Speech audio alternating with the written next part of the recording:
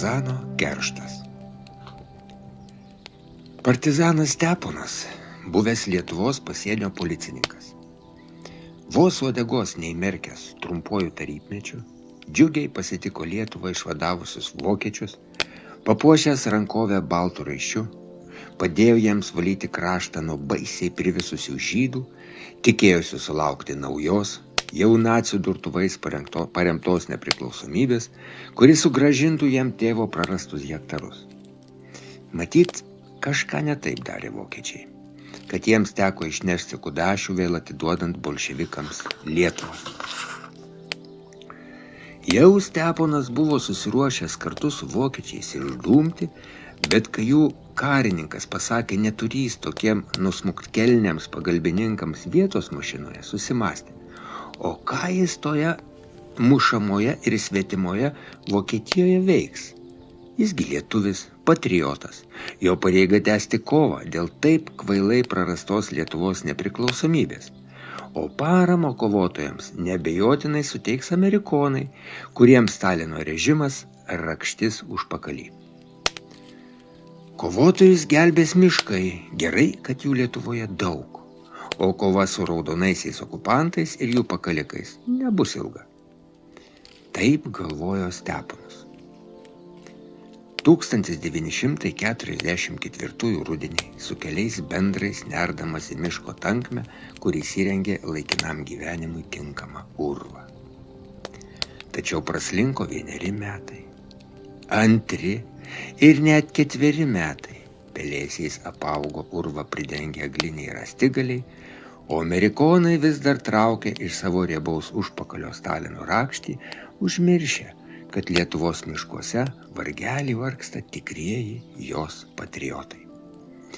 Tas gyvenimas urvuose, naktimis išlendant iš jų ir sėlinant į vienkiemius, prasiplėšti maisto arba nudėti bolševikams tarnaujantį tautietį, kartais ir su visa jo šeima, pradėjo įgristi, varė į neviltį.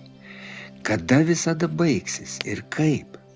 Kada buvo galima spėlioti, o kaip? Čia Steponas matė keletą variantų. Jį galėjo sugauti, nuteisti ir net nužudyti priešai. Mirties jis galėjo sulaukti ir iš visai sužvėrėjusių bendrų. Bet visa tai buvo dar kažkurioj tolimesnėje ateities dienoj, o artimiausia reikalavo kovos, kurioje buvo įsibėgėta ir kuri jau seniai tapo beprasmė. Steponas taip ir nesukūrė šeimos. Jis pavydėjo savo broliui, kuris su žmona augino 2 dukras, nes jis slapstydamas arė arkliukų žemę, turėjo pamiškėje šiokį tokį ūkelį. Deja, aplankydavo broliai retai, bijojo, kad jo ūkelis sekamas saugumiečių. Paskutinį kartą pabuvojo pas jį gūdžią rudens naktį, kai stiprus vėjas su lietumi rovė nuo medžio paskutinius lapus. Šoviniu pabarškinęs įverkiantį lango stiklą, už namo kampo palaukęs, kol brolis atsikels ir atvers duris, zuikiu nėrė į priemenę, užkliuvo už kibiro su vandeniu, apsipylė ir taip peršlapusias kojas. Su broliu ir brolinė kalbėjos neilgai. Abudu jie retai išeinantys miestelin mažai ką naujo galėjo pasakyti. Rizikuodamas savo kailiu, jis atėjo auklėt Vladą su Birute. Jaunimui reikėjo padėti patriotiškai nusiteikti, neleisti komsomolcams nusivesti į savo klystkelius. Prikeltos iš miego brolio dukros ne iš karto suprato, kas atėjo. Pasėdėjo tamsoje, žibalinės lempos neuždegė. Steponas kalbėjo apie tai, kad Lietuvos jaunimas privalo kovoti su okupantais, vengti išdavikų komsomolcų, o aršiausių pavardės pranešti laikinai miškuose prisiglaudusiems partizanams. Šie jau ras būdų, kaip tuos parsidavėlius sutramdyti. Ir tada prabilo visą laiką tylėjusi Vlada. O po to sutramdymo mes turėsim, dėdė, juos jūsų rankom nužudytus laidoti? Ir pašoko Steponas lyg širšių spiečiaus į minkštą vietą įgeltas. Iki šiol pusbalsių merkinas auklėjas neištvėrė riktelio.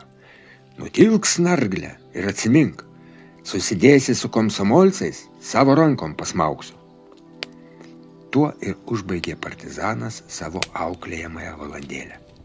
Išėjo visas piktas ir nusivylęs, vėl lietaus, vėjo ir tamsos vejamas ne į jaukius namus, o į drėgmę ir vyriškų prakaitų dvokiantį urvą.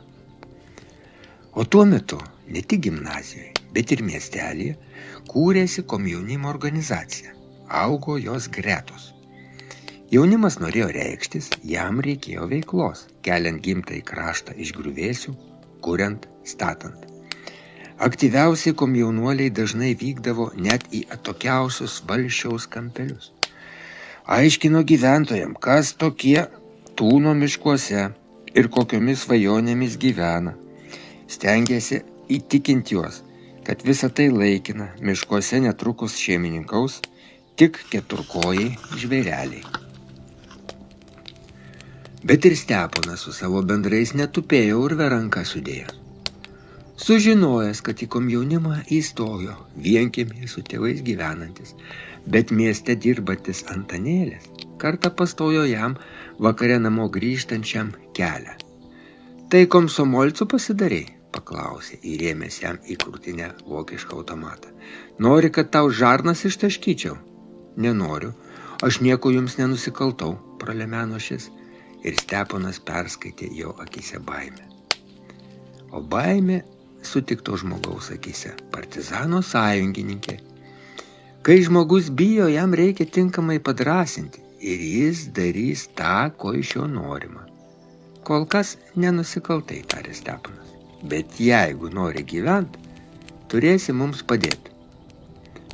Ir nuo tos dienos kinkas drebinantis Antanėlis tapo mieste partizanų akimis ir ausimis.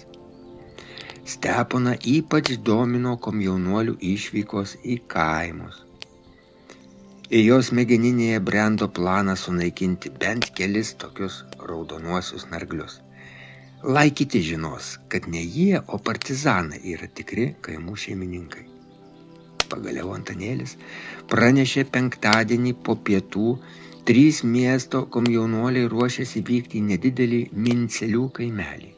Važiuosia arkliuku, veš į neseniai Minceliuose atidarytą klubą, skaityklą knygų ir žurnalų. Ir Steponas suprato, kad tai yra puiki proga įvykdyti savo planą. Bent jau šių snarglių mirtimi atkeršys bolševikam už tai, kad jis turi tupėti pasmirdusiam urve. Ir jis žinojo, kaip atkeršys. Greta urvo išraustoje ir aglišakiais uždengtoj duobėj gulėjo ir savo laimės valandos laukė vokiečių palikta prieštankinė mina. Ši po vežimo ratais taip driokstels, kad iš tų komsomolcų žarnynas beliks. Penktadienis aušo vangiai, tirštam rūke paskendęs, miestelį gaubė migla, įdienojus nelijo, bet stogai verkė žemėn krentančiom nuo jų ašaromis. Pasibaigus pamokoms, Vladas susidėjo į krepšelį knygas ir nusileido į 1. gimnazijos aukštą, kuriame buvo Birutės klasė. Sesuo stovėjo koridoriui prie lango ir laukė jos, pasiruošus, kaip ir kasdien, keliauti namo, kur jų laukė tėvai.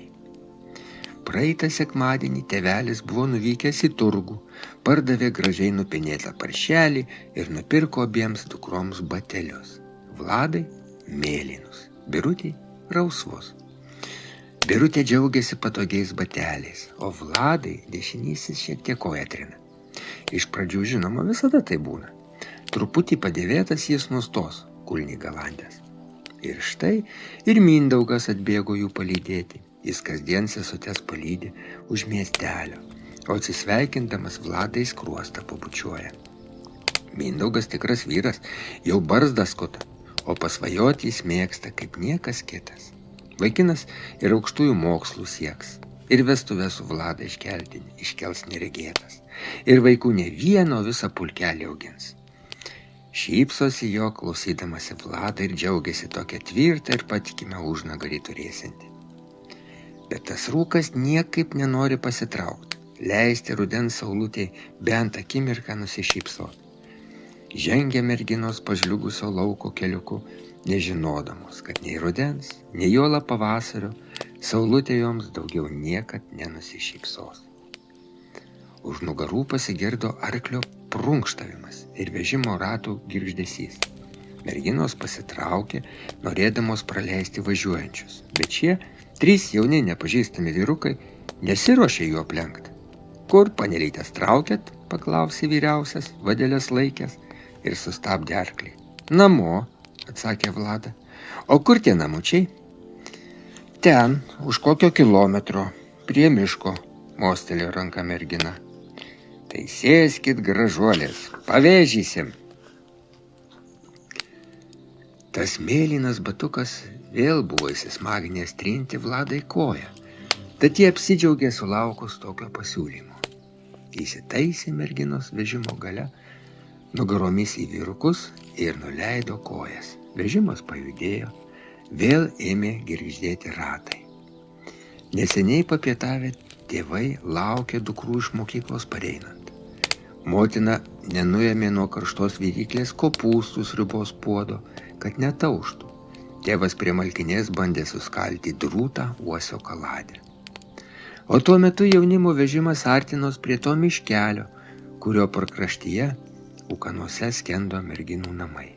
Vyrukai šmaikščiai kalbino pakeleives, Vlada už abi atsakinėjo, bet visą tai nutraukė baisus sprogimas. Tėvas krūptelėjo, persižegnojo ir išpešęs iš kaladės kirvį priėjo prie vartelių. Žvelgė ten, kur nugriaudėjo sprogimas, priminęs tą metą, kai ritosi frontas. Būtent iš ten, iš visą dieną tvyrojusio pilko rūko išniro gerai pažįstama brolio Stepono figūra. Tik šį kartą jis ėjo susisukęs, kažką mėlyno dešinėje laikydamas. Atkeršijau, susprogdinau komsomolsų. Žarnų krūva iš jų beliko, piktai žybtelėjo akim. O šitas trantas, pažiūrėk, sveikutėlis. Ir pamojavo mėlynu batuku, kurio merginų tėvas negalėjo nepažinti.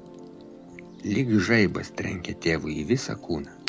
Supratęs, kas atsitiko ir kas tai padarė, smogė kirviu broliui į galvą. Šis susmuko, paplūdęs kraujuose, o prie tėvo kojų nukrito mėlynas batukas.